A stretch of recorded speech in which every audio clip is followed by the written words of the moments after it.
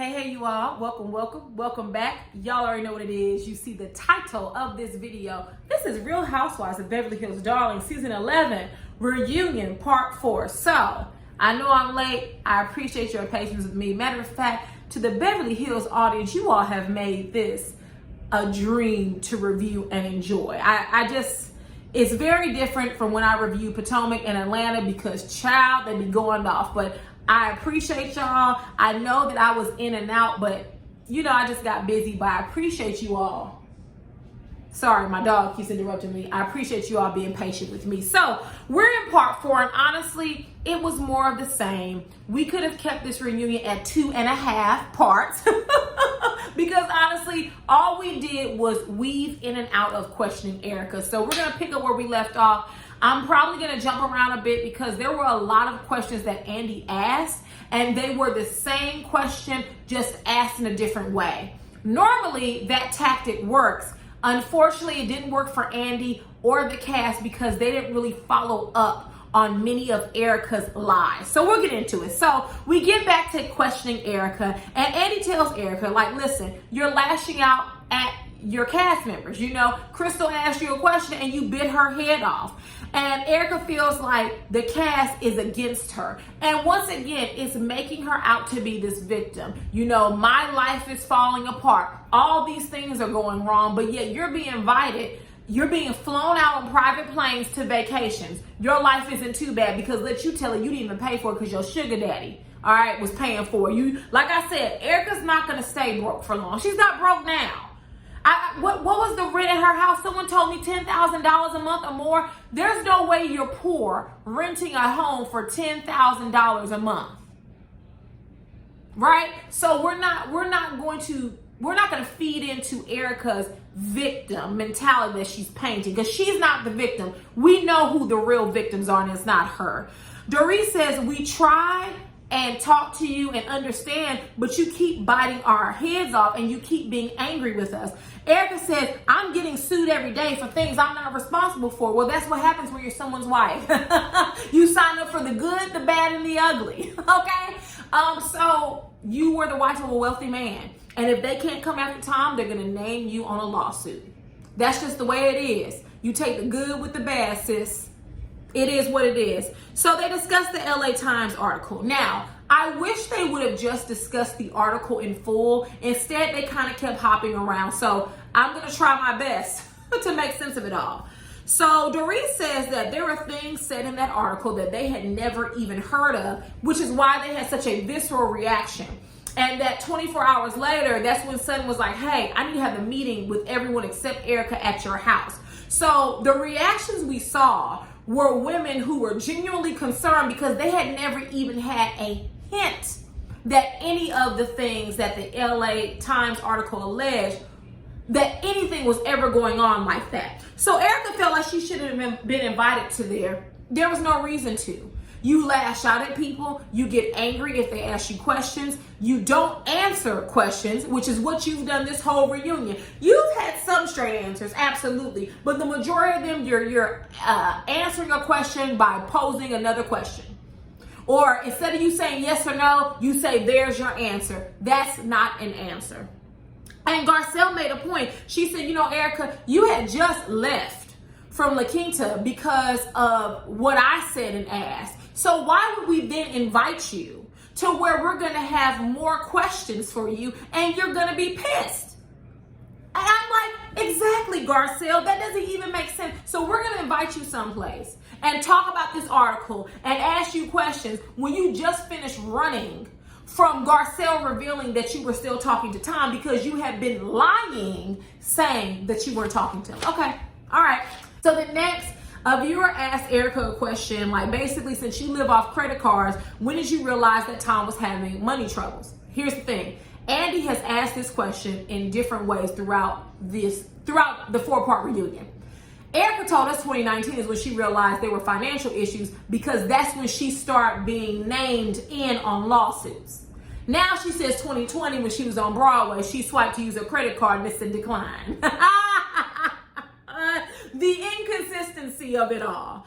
So Kyle said, I heard about money problems before, and Erica said from who? Which Erica already knew the answer. And she said, well, Andy knows, so I'm gonna let Andy answer it. Kyle does a very good job at throwing people under the bus.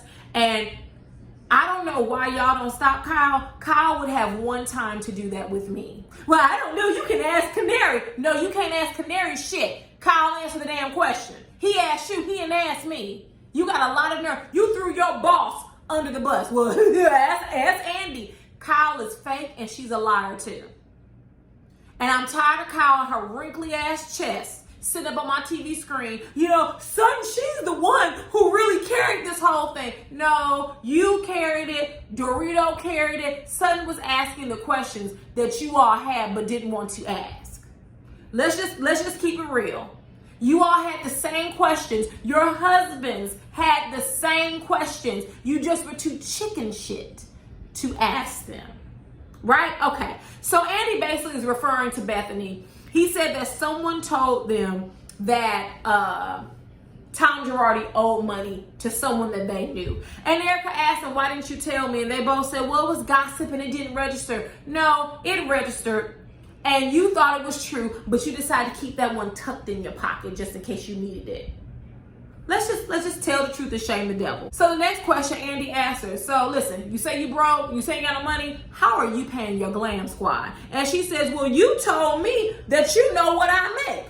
And he says, so you're spending money. And she goes, like everyone else. No, see, the difference is everyone else isn't being sued for millions of dollars, right, Erica? The difference is you set your behind up on our TV screens this season saying that you were broke and that you were a victim and that you had to, you know, cock your legs open for Instagram because you had to pay the bills. Now you're going from that to, well, I make a lot of money, so yes, I spend money. Exactly. We know you do. Stop this bullshit about you don't have any money. That is Andy's point. I don't know why Andy did not follow up on that. I'm sick of you, Erica. I'm sick of it. And I'm sick of Andy's ass too, okay? But anyways, they talked about the running mascara. Once again, another roundabout question or answer. She says, well, usually I wear waterproof because I have allergies, but you know, I switched MUAs and it just so happens that they didn't use a waterproof. Lies and dramatics. Erica was getting her best Meryl Streep Oscar-winning performance on. That's why she didn't wear waterproof mascara, okay? Anyways, because here's the thing. If you have an allergic reaction or some type of allergy to a mascara that isn't waterproof, as soon as your MUA put it on, you would have known. Because I too wear waterproof mascara. And I also wear contacts and I don't like things to irritate those things. So you would have known it as soon as you did this real quick. BS is what I'm calling. Anyways, Andy asked her, has she spoken to Tom? Remember, while she's filming this season, she's lying. I haven't spoken to him. I can't speak to him. And that's why she was pissed at Garcelle. Because Garcelle said, yeah, you spoken to Tom, as you told Crystal and I, right? She said yes, and it's very sad. Once again, she's sympathetic for Tom, but she's not showing the same sympathy for the victims. Andy asked her, what is the tenor of those conversations? She said, well, I just want to make sure that he was okay and that he was secure and safe. This man stole millions of dollars from people who have no way of getting their money back other than suing him, hoping and praying that somehow, some way, they are returned the money. Well, shit, return. They never even received that they are given the money that is owed to them. And you're worried about him. As far as I'm concerned, Tom Girardi can rot in hell. What he did was disgusting. And he utilized his law degree and his license to commit illegal acts. There are already negative stereotypes about lawyers. You heard what Miss Lauren, they lie all us and all that dumb shit. When there are real attorneys out here who are good people doing the work and advocating zealously for their clients. And then you have lawyers like Tom Girardi thieving and lying, and you give the entire profession a bad name. I don't give a damn. Tom can lose his mind. Tom needs to be in jail. He doesn't need to be in a facility. He needs to be in jail. He needs to be under the jail. You don't steal from nobody. It's so low down to me. So disgusting. People trusted you because of your name. And you utilize your popularity, you utilize your law license and your law degree to commit illegal acts and steal from somebody. F Tom Girardi. What Garcelle say? To hell with him, okay? Anyways, let me calm down. She has so much sympathy for this liar and this thief. He's a thief is what he is. He's a thief. Oh no, just, and if you lie, you steal. And if you steal, you kill. So anyways, they talk about why Erica was upset with Garcelle, and we've said it already. She said that the cameras were down, and so Garcelle should not have mentioned that when the cameras were up. And Annie pointed out, but you reminded that doesn't matter. Yes, it does. Have you all not learned anything from Phaedra Parks and her all this with Kandi and accusing her of attempting to assault Portia? Have you not learned, just because the cameras are down or just because you think the mics are turned off, if you are on set, wherever that may be, you are being filmed. And anything you say can and will be shown on Bravo at any given time. So she says that Tom calls at least every day. And that particular day they were filming the reunion, he called 5 times. And Andy asked her a very important question. Have you asked him if he did it? Erica didn't answer the question. What she did is she put on her acting cape and she commenced to acting. She said, I have asked, why would you leave me? Why would you leave me with millions of dollars of lawsuits pointing at me? Well, Erica, isn't that interesting? Because Tom didn't leave you, you left him. Isn't that what you said, Erica? That you knew your husband, who was suffering from dementia, you knew he couldn't drive down the street to KFC, let alone to his law firm, and so you began driving him to work every day. You dropped your husband off, who had dementia, let you tell it, and then you left him and didn't even tell him you were leaving, and moved out and left him with a stick of furniture. Isn't that what you said you did? So no, he didn't leave you. You left him. But good one for the dummies in the back.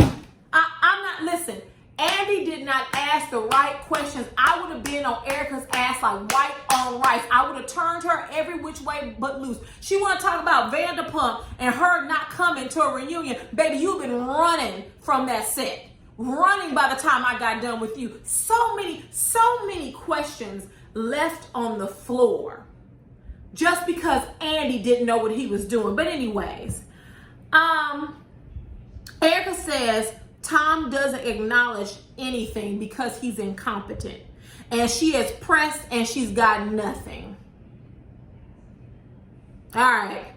So they go back to the LA Times article about Girardi Keys transferring $20 million to EJ Global and Con Artists and Associates. And she said that never happened. Okay, whatever.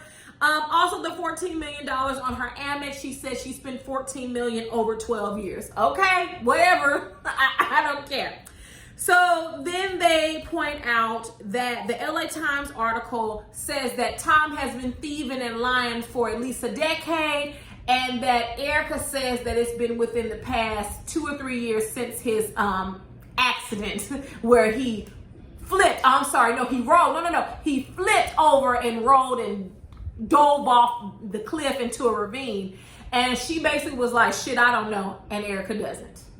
Erica's just lying, and not one time did Andy follow up. I get what Andy was trying to do, and in theory, asking the same question in different ways is effective, but you also have to follow up and ask about the gaps and the holes in someone's story. But you know, what do I know? I don't know shit.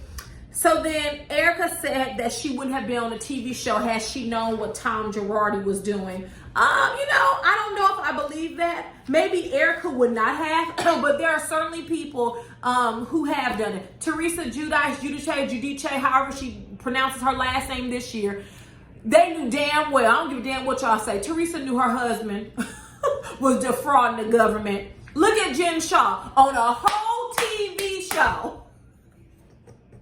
And sis The FBI is looking for you. So yes, people do go on shows even though they know they are committing illegal acts. It wouldn't be the first time, right? So next we get to Sutton.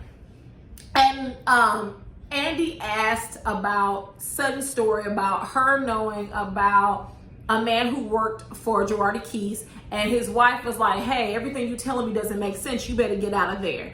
So Erica tells her, Erica asked her, well, who is the person? Sutton says, well, I don't know. It's just a rumor. Sutton, I'm going to call your BS on this. You know exactly who told you that. But I'm betting on that they're a friend or either a very close associate. So, of course, rightfully so, you don't want to throw them under the bus. And here comes Erica. No, tell me. I need it. It could help me. Tell me. No, baby. If you give her the name of your friend's son, and I'm sure you know this, she's going to sue the shit out of them. So I would suggest you act like you don't know and that you can't remember who told you, because Erica's going to sue them.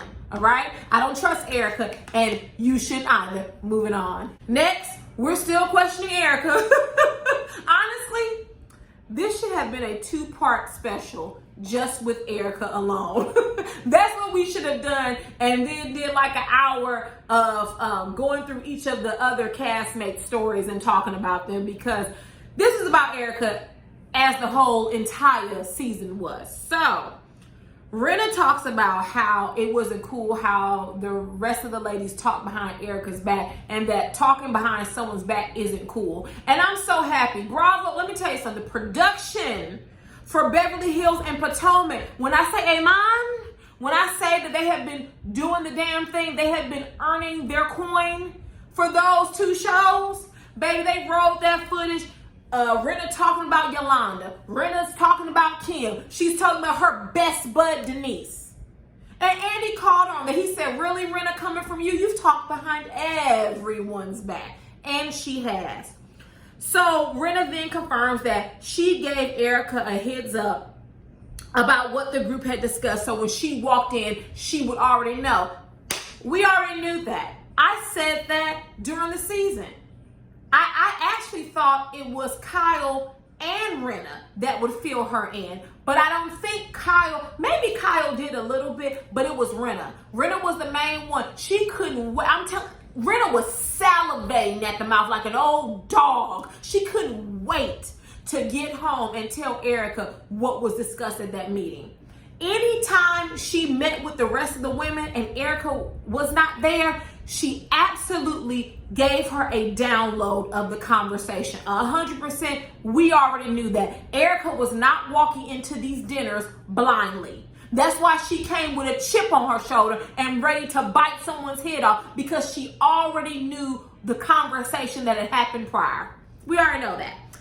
So then there's a question from a viewer that said, Crystal, you were quiet. Kyle, you were a kiss ass. And Dorit, you were duplicitous, right?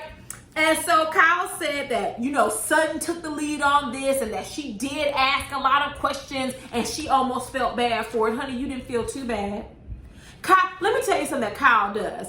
Kyle gets over it because she makes these stupid faces. She goes,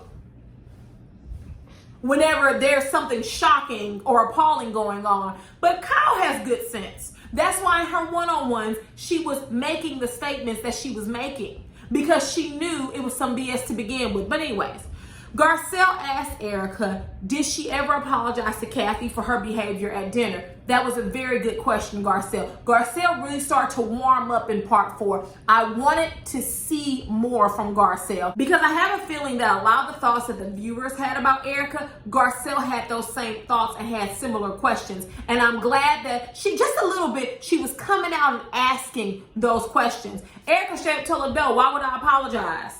Oh, you rude as hell, Erica. You would never be invited to anything I ever had again. You come to my house and you cut the food, and then you gonna tell me no, you ain't apologize to me? Oh, hell no. Stay your whack ass at home. You're not coming to anything else because you don't know how to properly behave and conduct yourself. So next, Andy asked Erica about the statement she made regarding Sutton at Kathy's party, where she says that she was going to come after Sutton. And Erica tries to clean it up because As Garcelle said, you threatened her. And you had the right one who you were threatening. All that and snarling and growling. No, ma'am. But she says what she was trying to say is that everyone on this show has a bad season. And basically, whenever it is Sutton's turn to have a bad season, that she's not going to go easy on her. No, that's not what you said. And that's also not what you meant. You're a liar. You meant exactly what you said. And they said, well, say I'm coming for you as slang. And then the real Erica Girardi comes out. And she says, well, in Atlanta, it would have been a conversation. In Potomac, it would have been a conversation. And then she thought about it. Oh, wait a minute. There's only 2 black franchises. So let me throw New York in there. It would have been a conversation. But on Beverly Hills, everyone is so precious. And Garcelle looked and she said, what does that mean? Garcelle, every black woman and man had the same question that was watching. What the hell does that mean? And notice Andy failed to follow up on it. What the hell do you mean it would have been a conversation in Atlanta and Potomac? What the hell does that mean, Erica? See, you got to keep your eye on the ones who, I'm so liberal. Oh my God, I love everybody. I keep telling y'all, these women on these predominantly white franchises, they fool y'all. They don't fool me. I know a wolf in sheep's clothing when I see it. Erica. I wasn't surprised by that statement because that's what I expect from these predominantly white franchises. It doesn't shock me about what Ramona Singer said. They don't fool with black folks. What do you want them to say? You can't tell? I remember season 1, Andy asked Beverly Hills, do you all have black friends? Honey, they all looked around like, black? What's that? Black people? You talking about my assistant? You're asking something of these women that they don't have. Why would they have black friends? Why? I'm asking. Why would these women have black friends? Hell, you heard about Lisa Vanderpump and about the that one black employee they had on season 1 of Vanderpump Rules, honey. Come on, now you expect them to mingle and interact? They may interact, but they don't have friends. I'll never forget. They all looked around and looked at each other like, black friends? What are those? Are you asking about my pet? Girl, they don't like black people. Girl, just, what did the Peloton instructor say? Enjoy your lunch. Enjoy the drinks. Just enjoy the show and remove race from it because, honey, these girls are not seeing it for them. That's why Ramona didn't want Ebony on there. That's why Rena said what she said about Garcelle. Huh? Okay. Just say, do you hear me? Okay. All right. So anyways, a viewer pointed out that a Twitter account, I think it's called the Queens of Bravo, they tweeted something like, Dorit called Garcelle a bully, but what about this scene with Erica where she was snarling and growling and drooling at Sutton? And Garcelle liked the tweet, which she should have. She should have. And Garcelle said that Erica was being a bully. She absolutely was. She was purposefully physically intimidating Sutton. Or what? Or what? Girl, you had the right one. You had the right one. You get to snarling and growling at me. I'm going to think you have rabies and I'm going to take you out. I'm just saying what it is. And Garcelle says she regrets not interjecting and really, standing up for Sutton. I think it was the shock of it all. Now, me, I wouldn't have been shocked. But I think Garcelle and Crystal, they don't do well with confrontation. Whenever someone is very confrontational with those two, especially Crystal, she gets quiet. She'll make a face. She'll do a little mouth poop, a little mouth pout, but she don't say anything. And I think those two are used to having to withdraw and quiet themselves and make themselves smaller. They don't do well with conflict. Garcelle handles it a little bit better than Crystal, but not really. They really handle conflict similarly, So Sutton said she hired security for a week after she was threatened by Erica. I would have too, and I would have sued her ass too. That's what I would have done. Wasting the court's time or not, that's what I would have done. So we go back to Sutton versus Erica, and Sutton says that at Kathy's party, she felt like Erica wasn't being an adult, and Erica says, good, I felt like you were being a effing and no one says anything. No, but Candace has a dirty mouth, but Erica just called this woman a effing. And you know, white women do not like to be called the C word. See you next Tuesday. They fall out over that word. They just, it's just the worst thing they've ever heard in life. So Sutton says it doesn't appear that she was concerned about the victims. That has been said and stated multiple times. We've already know Erica don't give a damn about those victims. Erica says Sutton doesn't know her well enough to call her a liar. Yes, she does. And I think Sutton said it somewhere in this part where she was like, you don't tell us things, or you retell the story with different facts, you're lying.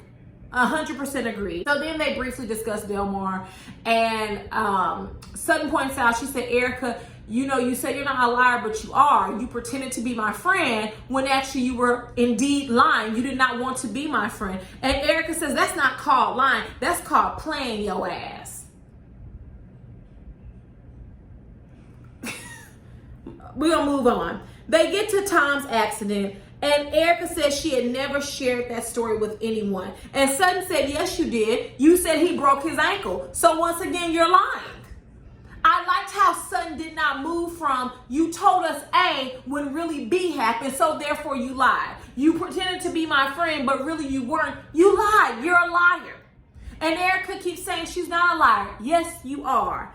So then a viewer pointed out that Rinna didn't mind questioning Yolanda's health, didn't mind questioning Kim's sobriety, and she didn't mind questioning the story about Denise and Brandy. So why now are you so opposed to anyone questioning Erica? Honey, Rinna says that she felt bad about those three things. If she could go back and do those situations all over again, she would not have asked the questions and said the things that she said. And I call BS because she still does it. Change behavior is indicative of you learning a lesson and trying to do things differently. And because she doesn't have changed behavior, Rinna's lying. Lorena's lying. She has no problem talking ish and prying into people's business. Let me tell you something, Kathy and Kyle, you two some damn fools. Because based on her saying that ish alone, I would have had to see you about talking about my sister. Alcoholic or not, that is my sibling. I don't know if I told y'all the story about a girl, one of my sister's best friend, who had to try to drive off in her car, and my sister and my sister's other friend had to pull her out, and she jumped out that car, told her she could whoop my sister's ass, and baby, I took a glass ball, wow! And I was like in high school. I had never been in a bar fight, but I tell you one thing, as she came close to my sister, and I know my sister is passive, she's kind, and she's gentle.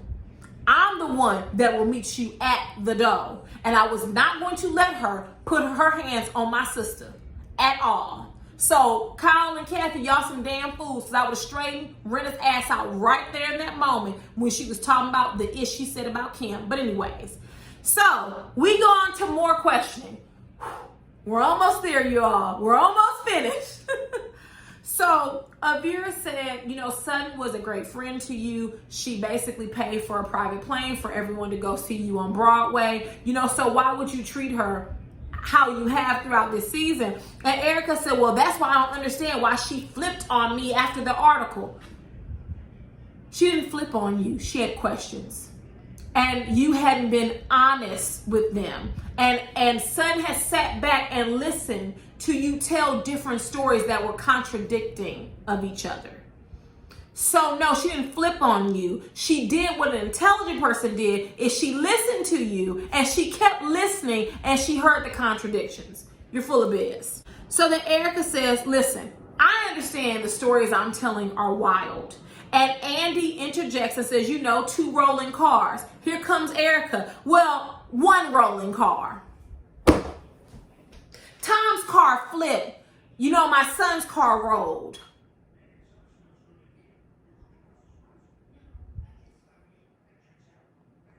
At this point, Andy should have said, How many more lies are you going to tell? Should we just stop the reunion? Because this is getting more ridiculous. You're telling lies again. You're contradicting the first story. Tom's card flipped, but my son's card rolled. Is there a difference? Is there a difference? Okay. All right. So we go back to Tom being unconscious. She said it was 9 hours, not 12. This is why Sutton didn't believe you. This is why Sutton thought the LA Times article was true, right? That's why all of us think that, because you're lying. You can't keep your facts straight. Sometimes it's best if you don't say nothing at all, Erica. Your lawyers are absolutely right. Shut your damn trap. Shut your trap, because you can't keep your story straight. Andy asked if there was a police report. She says she filed one, but they can't find it. How convenient. She said Tom left a party on the west side and she didn't hear from him until 6 a.m. He called and then got disconnected. He called back, but couldn't identify where he was. He thought they were in his backyard. She found him down on their property in a ravine. They talk about the allegedly unconscious. And she said she had to say that because she was getting into trouble with her lawyers. The question I had about that is, and I'm asking because I don't follow her on Instagram, I'm assuming the lawyers had not seen the show yet. So how would she get in trouble with them if they hadn't seen her running her mouth? Or was it the other things that she was doing, like posting the mistresses and everything on Instagram? It could have been. I just wondered that. Andy then asked the wrong question. He said, why was it snowing where your son was? That's not the question you should have asked, Andy. The question you should have asked was it snowing where your son was located at? Was it snowing? Not why. We don't know why it rains or why it snows. No. Was it snowing? She says, we're not going to get into that because she was lying. Erica puts 20 on 10. That's why her stories don't make sense. Oh, he flipped. He dove off a cliff. I found him unconscious, but he called me twice. He has dementia, but he has a string of mistresses. Okay. She then said, focus on my child. He was the only one that went over there to help him and not his own children. And his children aren't speaking to me. They should. I wouldn't speak to your gold digging ass either. Next. Andy drives home the point that people are concerned that there isn't enough sympathy for the victims. And Erica says the best thing she can do to help the victims is to cooperate, which is what she's done. And I agree with Dorit. All of these things that you're saying, they sound good now, but you weren't talking that stuff during the season. And Erica keeps saying, I did say this. No, you did not. And it's not just the viewers, because your cast members are saying you didn't talk like this. I agree. The best thing you can do is to cooperate and make sure they have all of the information that they need. But this is the first time that we've heard you say that. Just saying. So then Andy asked the cast, do they have any other questions? And did Erica clear everything up for them? Unfortunately, the cast lied and they said yes, which, honey, I think they was tired, because I'm tired. No, I ain't got no more damn questions because Erica's gonna lie. That's what I would have said. I'm like, Andy, I have questions, but Erica's not gonna tell the truth anyway. Let's just close this reunion out. We're not gonna get any answers anytime soon. But we do have the multiple court cases that are occurring. So we will get answers. It just won't be soon, unfortunately. So we will be learning and we will be hearing about more things. So more things will come out as the court cases roll on. It just won't be right now, baby. I can't wait because I know Erica is hiding and lying something. And if she's not, I'll get on here and say I was wrong. I don't have no problem admitting I was wrong. So let's just wrap this up. Erica apologizes to Crystal. Crystal accepted her apology. I wouldn't have. I would have said, F you. That's what I would have said. Because Crystal, you gotta liven it up. If you're coming back next season, which I want you back next season, you gotta wake it up a little bit. We don't got time for sleepy Crystal sitting there with her mouth pouted out because you mad Erica told you to shut up. No, ma'am. I'm gonna need you to really snap back at her. We know you have it in you. Andy says that Erica has been sympathetic to the victim. She hasn't. I don't see the sympathy. Erica's worried about her own ass, okay? Kathy apologized to Garcelle for missing her dinner. She said she was exposed to COVID and basically she wasn't cleared to come. All right. Garcelle says she now feels like she's an insider. I don't know how that happens in the course of a day, but you all know how I feel about Garcelle. I think she hides her feelings a lot to appease people because, like I said, she was on Watch What Happens Live right after Reunion Part 1. And when he asked, was everything good with her and Lisa? And did she like her? She was like, yeah, but not really. You're not fond of her, and that's okay to say that. Rinna says she feels like she's a good friend, and if Rinna's a good friend, then I'm a gold medal Olympian, all right? And then Erica says she appreciates being able to tell her side of the story, or her side of the lies, should we say. Lastly, Kathy's staff comes out to serve them martinis. You all, I didn't like that. It just rubbed me the wrong way. It seemed real classes and elitist. I did enjoy seeing Patrick. Patrick is really funny, so I did enjoy seeing him. But you know, oh, Kathy's staff, they serve her, so now they're going to serve us. I just didn't dig it. But if there's nothing else, we have finally wrapped up Beverly Hills season 11. I enjoyed it. I enjoyed you all as viewers. I enjoyed your discussions and your debate and your comments. I know the past few videos I have been unable to respond, but I did read your comments.